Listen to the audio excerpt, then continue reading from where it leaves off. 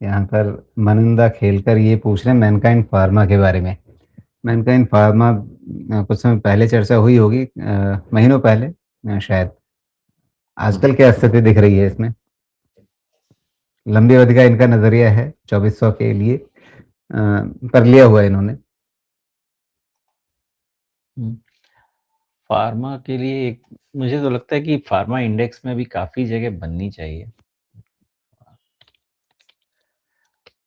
Pharma मुझे लग रहा है धीरे-धीरे और पॉजिटिव अब होना चाहिए।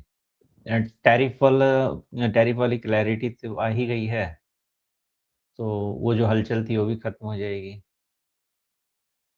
तो एक राउंड और फार्मा में आना चाहिए बाइंग। मैनकाइंड फार्मा ने रिजल्ट कैसा किया है?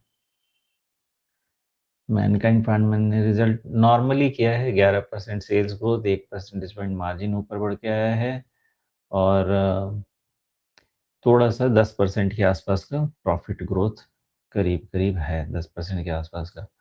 नॉर्मल ग्रोथ है, कोई वैसा सुपर नॉर्मल ग्रोथ नहीं है, बट फार्मा के दिन अच्छे चेंज होंगे, मुझे तो यही लगता है।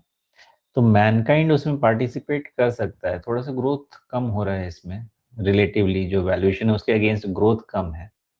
इसके कारण आपका थोड़ा स्टॉक सप्रेस रह सकता है, काफ़ी समय तक सप्रेस रह सकता है। बट ओवरऑल फार्मा सेक्टर में मुझे लग रहा है फिर से चार्म वापस आना चाहिए। मैनकाइंड में अब क्लियर है कि 47 टाइम्स प्राइस अर्निंग पे चल रहा है और सेल्स ग्रोथ आपका थोड़ा कम चल रहा है। मतलब 11-12% का सेल्स ग्रोथ इस बारी कम माना जाएगा, पिछली बारी बेटर था। ईयरली लेवल पे भी आपका ग्रोथ तो 15% के आसपास अगर ग्रोथ हम रख लेते हैं राजीव जी, तो फिर 46 टाइम्स तो थोड़ा-सा एक्सपेंसिव साइड में ले लेंगे।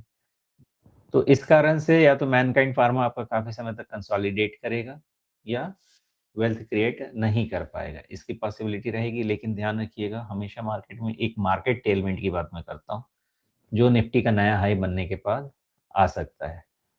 मार्केट मैनकाइंड फार्मा का करेक्शन कंप्लीट हुआ कि नहीं, वो भी देख लेते हैं। तो ऑलमोस्ट आप समझें कि 50% के नीचे एक बार करेक्ट करके तो आ गया है। तो डाउनसाइड तो समझें 2000 के नीचे का डाउनसाइड सस्टेन तो नहीं होना चाहिए, क्योंकि करेक्शन वहाँ कंप्लीट दिख रहा है। मैनकाइंड फार्मा में पहला आंसर मेरा ये रहेगा कि फार्मा में मुझे लग रहा है ग्रोथ फिर से रिन्यू होना चाहिए।